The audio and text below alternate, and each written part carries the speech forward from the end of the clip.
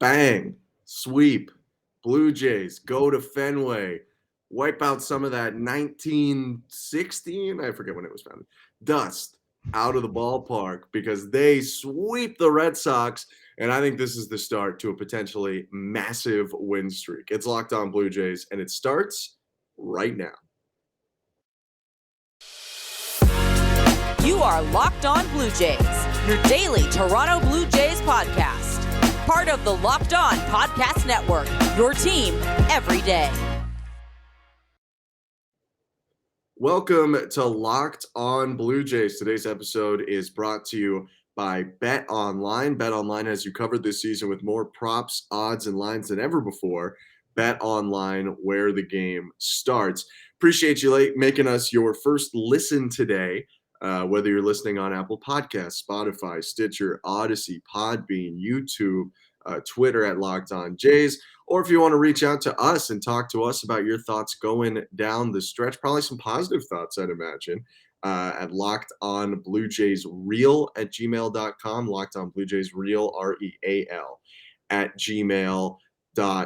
With Matt Bonaparte, I'm Ben Shulman, and we are here for a series recap, a series preview, and a prospect roundup. This is an action-packed Friday, a little bit of a later episode, but that's all right.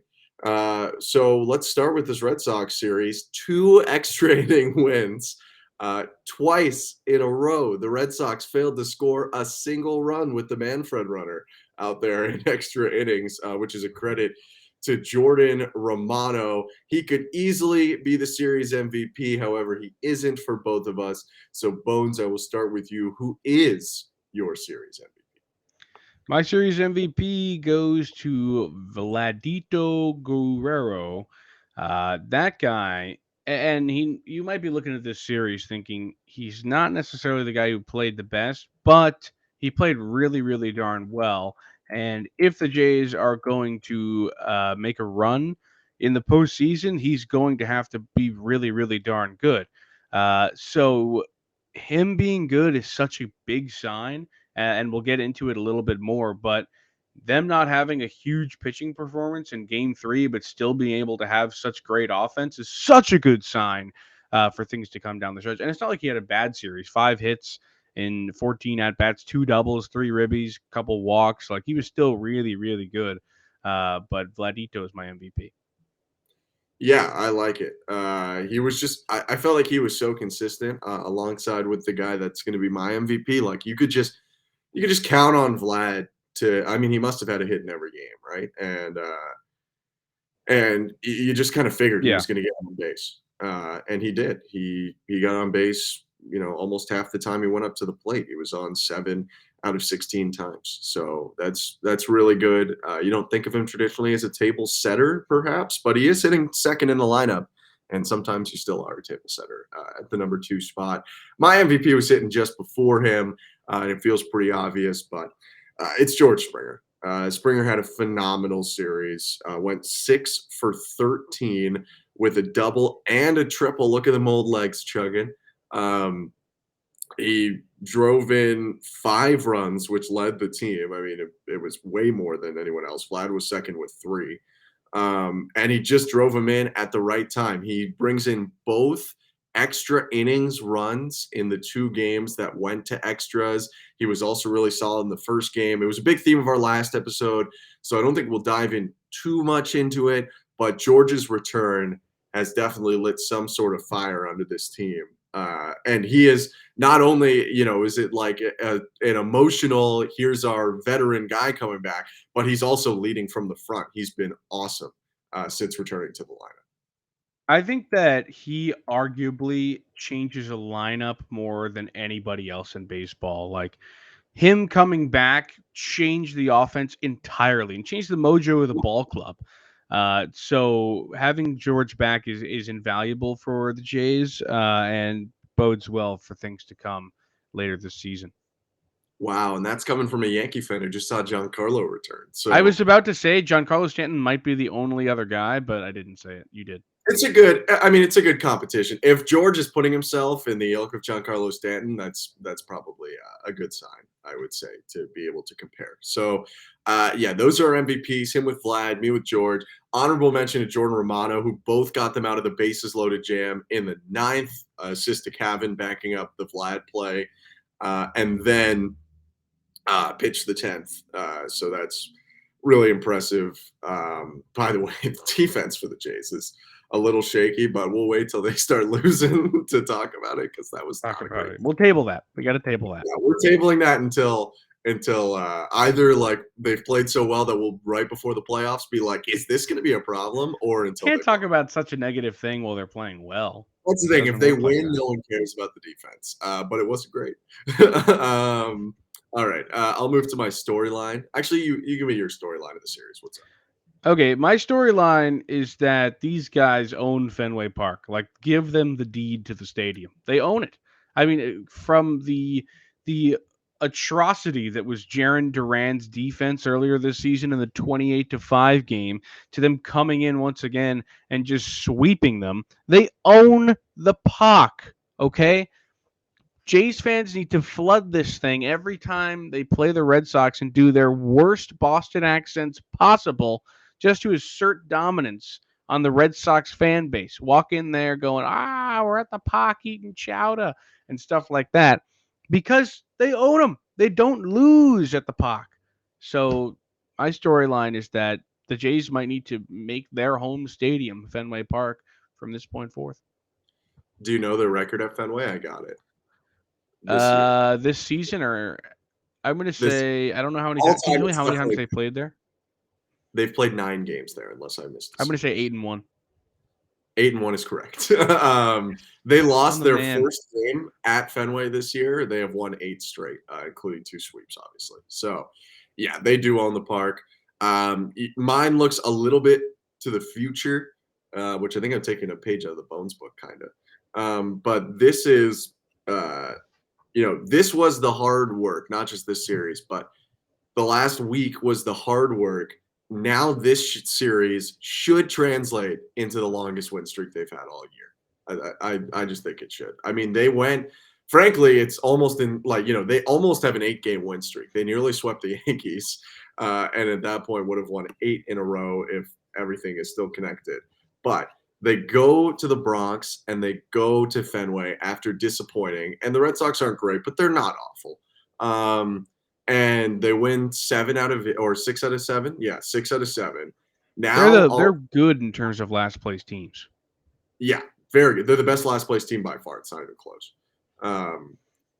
But now having won 3 in a row, the next 3 series, 9 games are home to the Angels, home to the Cubs, at the Pirates.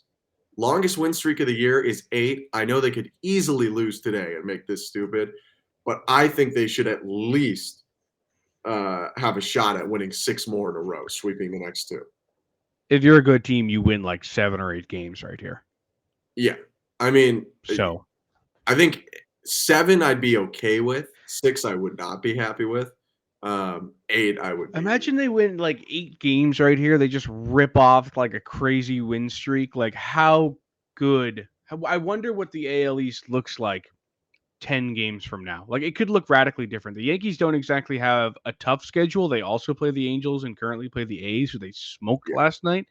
Yeah. But the Rays they could put the Rays out of sight if they just win. So we'll see. And everyone behind them. I mean, the gap, the Orioles too. The Orioles are just chaos. Could win yesterday because they're playing the White Sox, who are just like begging you.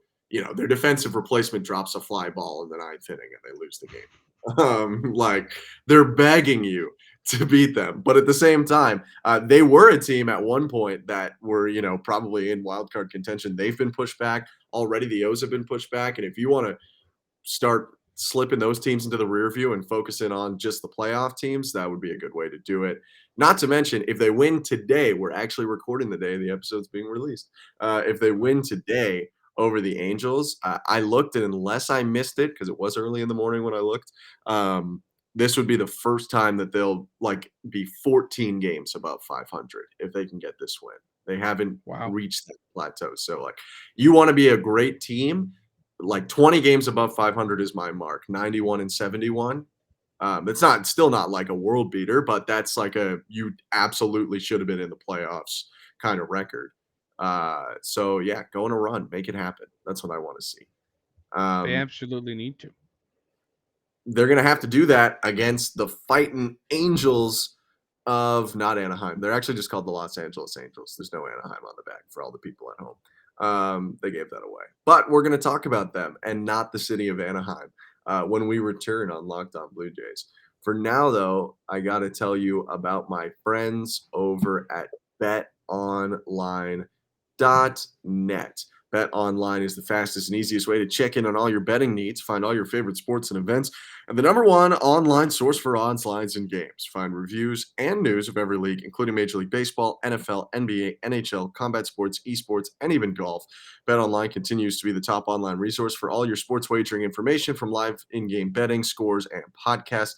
They have you covered. Head to BetOnline today or use your mobile device to learn more about the action happening.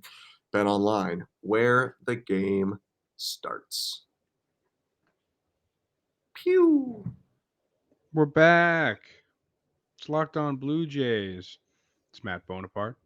It's Ben Shulman on this wonderful Friday. Probably you're getting this by either like 11 or noon.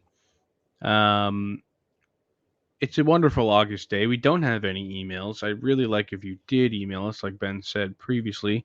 If you're a visual learner, it's on the screen right now. If you're on YouTube, email us. LockedOnBlueJaysReal, REAL, @gmail.com. Send us one. Okay.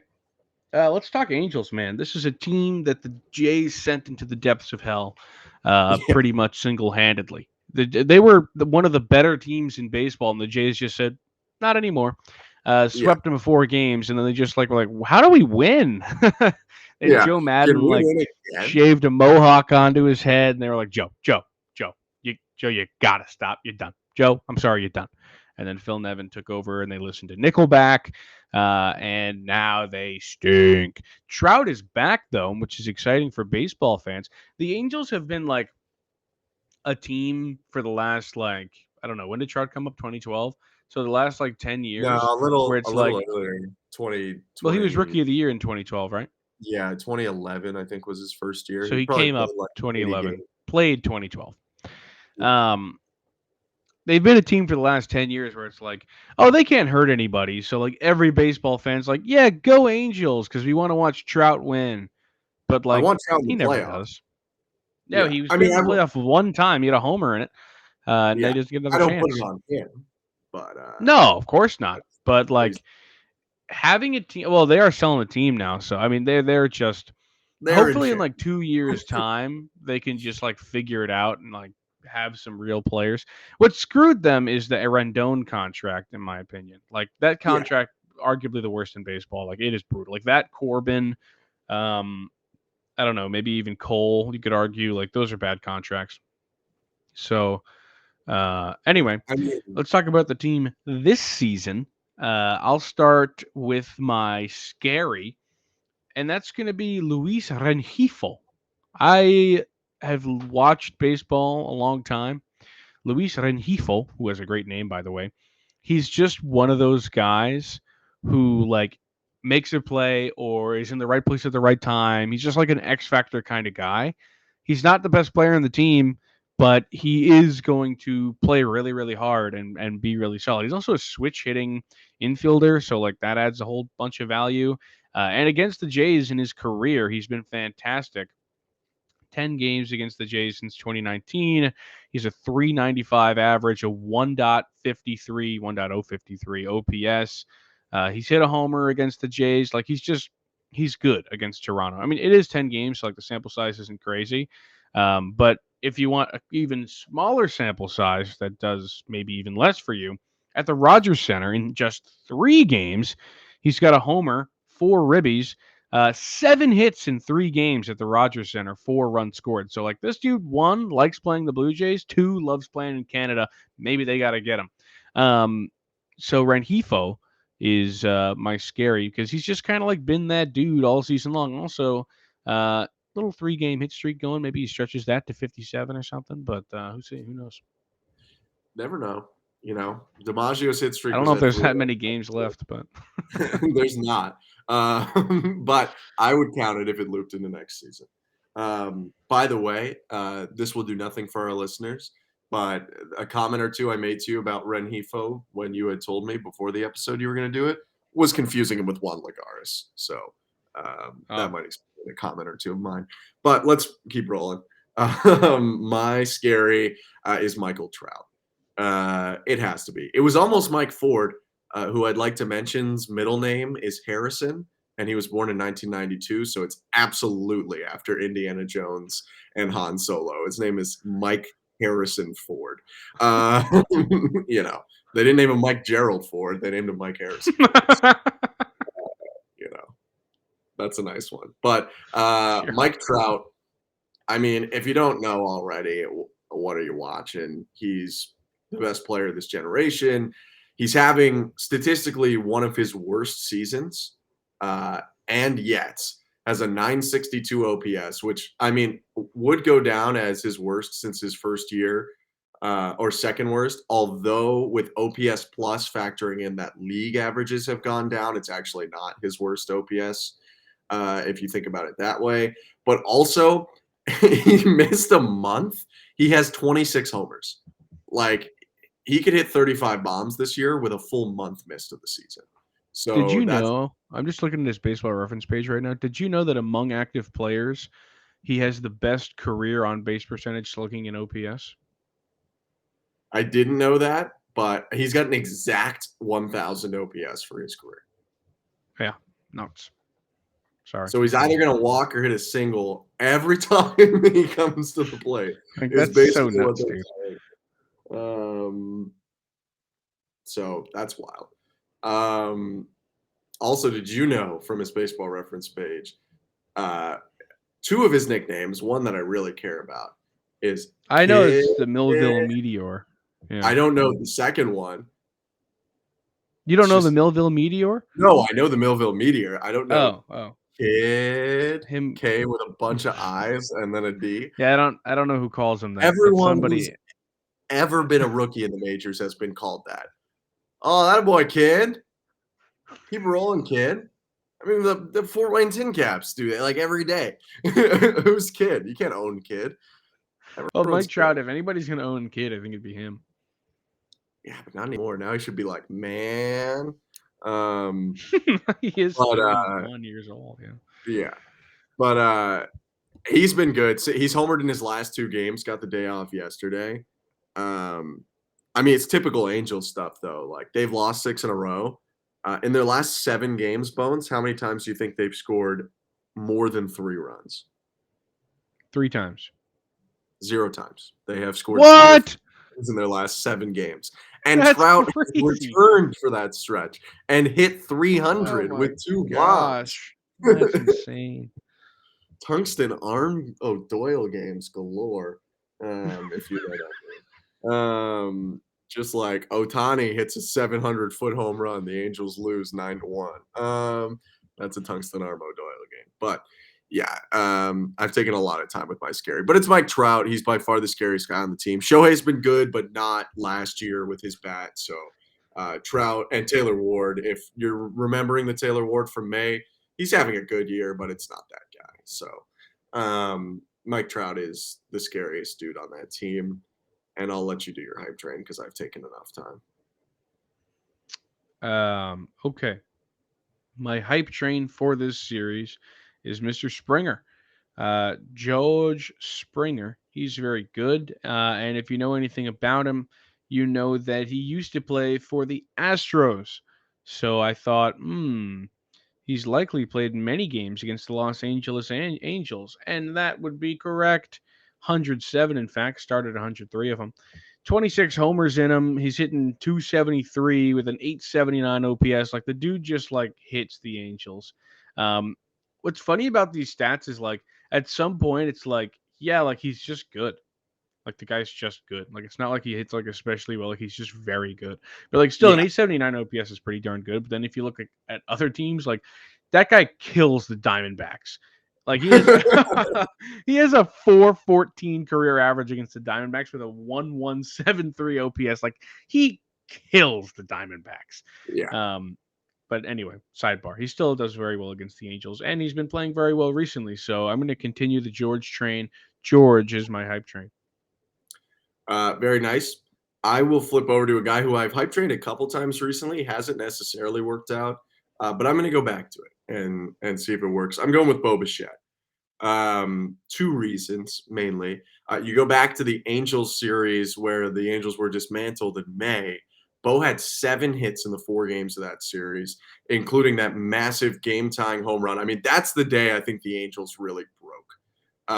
Was when Jose Barrios gave up 6 runs in 3 innings, and they had a 6-2 lead, and then they had a 9-6 lead, and the Blue Jays tied it up with a Bichette homer in the 8th, I want to say. I should know. I was doing it, but I think it was the 8th with a solo shot, and then took the lead to win 11-10 and sweep the series. So Bo was huge in that series, and he did have a sneaky good series at Fenway too. 7 hits in his last 4 games at Fenway. In the 3 games, he had 5 hits, including 2 doubles. Batted .385 with a .967 OPS in the series. So I'm hoping. We've kind of like Barrios, although not to the same scale. Bo has played better than Barrios. We're not at this point in the year asking for a return to form from last year. It's just not realistic. But the best thing you can do is get hot right now with about a month and a week to go. What's the last day of the season? The 4th? Yeah. 7th, somewhere in that first week of October, I think. So about a month and a week to go. Maybe he can get hot. I've 5th. taken up too much. 5th? Okay. I've taken up too much time, though. Again, audio listeners, ads. Prospect Roundup. Yeah, it's Prospect Roundup time. Prospect Roundup is back, baby, in full-fledged form. Although only for I'm gonna a little bit start. long. Yeah, we don't have a lot of time left. I think at the end of dude, just like who were our favorite prospects of the year. Okay, I'm all right. If you've watched all the Prospect Roundups, you know immediately who mine is going to be. But anyway, I'm going to start with a guy that was drafted not too long ago, this season, in fact. Jay's 2nd-round pick, Cade Doughty. He is 21 years old, out of Baton Rouge, Louisiana. And he's played 13 games at Dunedin here, low A. He's been really darn good. 17 hits in those 13 games, 5 homers, 15 ribbies, and 9 walks. He's hitting .340, .450 OP or on base percentage, .720 slugging, good for a 1.170 OPS. That guy is just the man. So Cade Doughty, an infielder, second base, third base, shortstop kind of guy. He's hitting real well right now in Dunedin, so maybe a guy to look out for next couple of years. And at 21 years old, you kind of have to expect that he'll be up like sooner rather than later. Like not necessarily next year, but like next couple of years, like you could see that guy. Yeah, I mean, 2nd-round pick, they're going to put a lot of opportunities in front of him for sure. With the capital invested there, love it. Love the early returns coming in already. I'm gonna flip up to AAA actually, a team that we have avoided a little bit because it's a little harder to do. Are they prospects? Are they not? Sometimes. But I cheated a little. MLB.com released here's the hottest hitter in each farm system. They released it a couple days ago. Took a look. This is the first guy that I'm going to talk about. He's the number 18 Blue Jays prospect, Otto Lopez.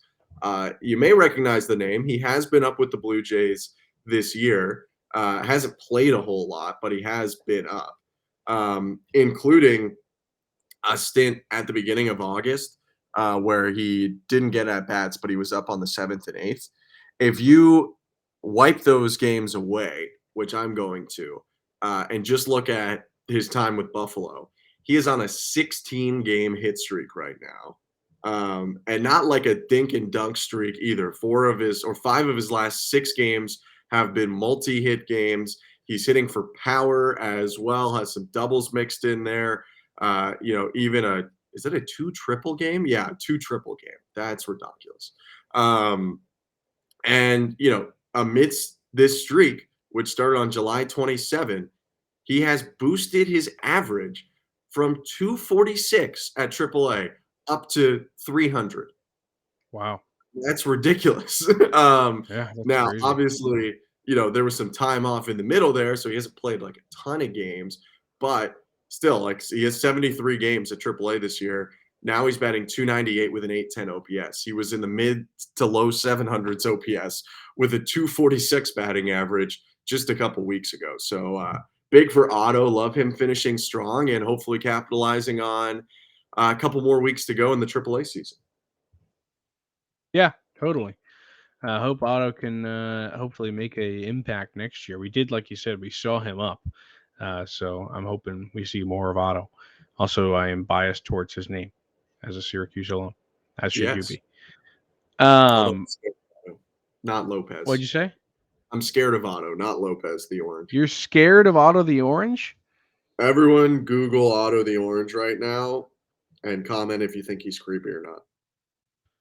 Hold on, I He's gotta creepy. make a. I gotta He's pull a not like picture of him. Western Kentucky Blob, but he's pretty creepy. Hold on. Give me a second.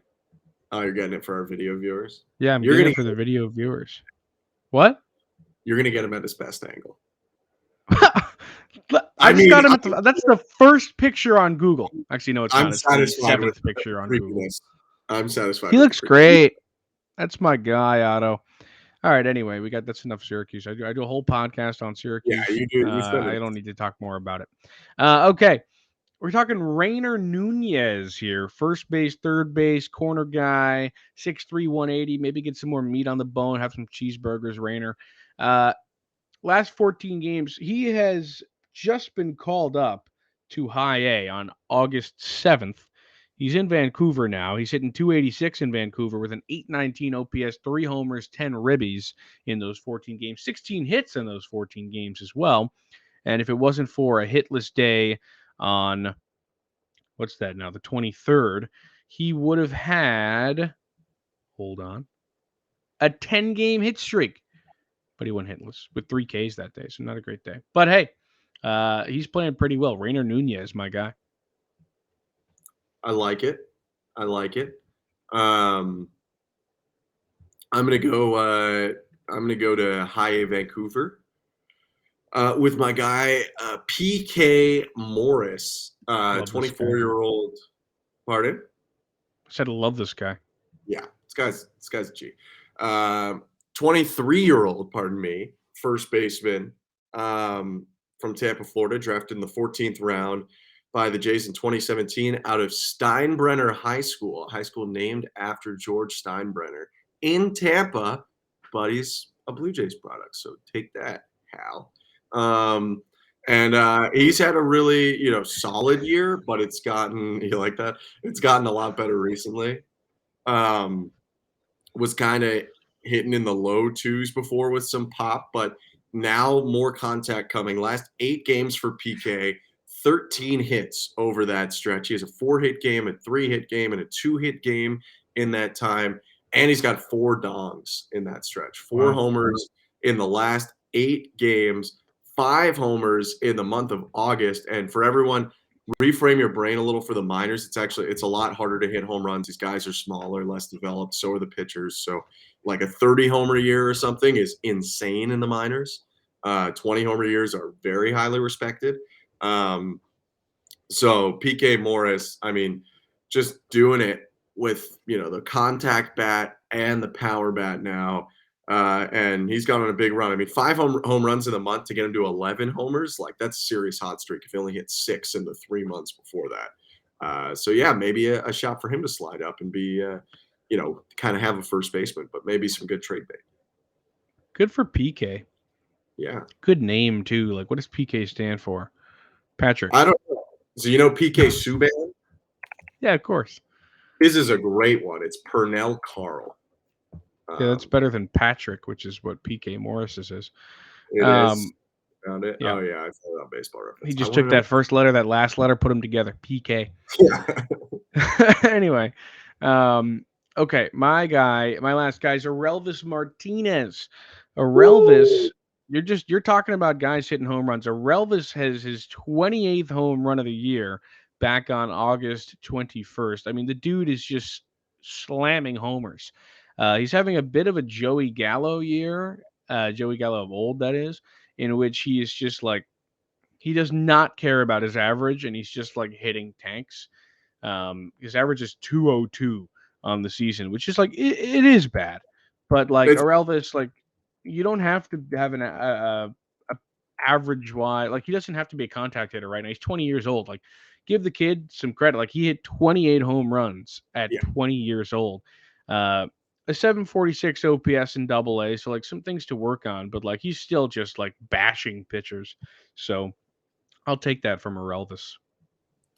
Yeah, I mean, I think that's the first time he's actually featured on Prospect Roundup, which given the fact he, has been a top 5 prospect all year, you might be surprised.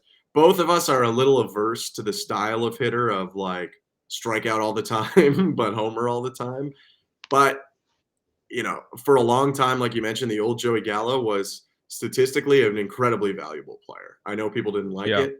A lot of people will still yell at me that even the best Joey Gallos were not good, but I can tell you that front offices thought they were, including the Yeah. New York Yankees. So, there is value in a guy like this. I would just like him to see him hit like 230, He could just Yeah, hit that's like what you're hoping for. I mean, you just want anything to get that OPS above 800. yeah. But, like you said, 20 years old, piecing it together one at a time.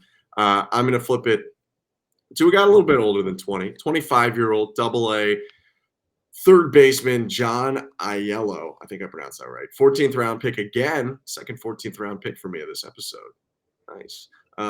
In 2018, a Demon Deacon picked out of Wake Forest University. And he's having a very, very solid August. In his last 13 games, which encompasses all but one game of August, 9 of them have been multi-hit games. He doesn't have a hit streak going because he has a couple offers in there.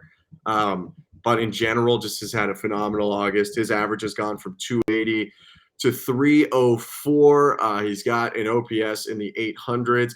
Now, he is 25 at Double A, and sometimes, even with an 864 OPS and a 304 batting average, people look at your age and dictate your prospect status. But at a minimum, I think, he should be at AAA next year. He's hit every year of his minor league career.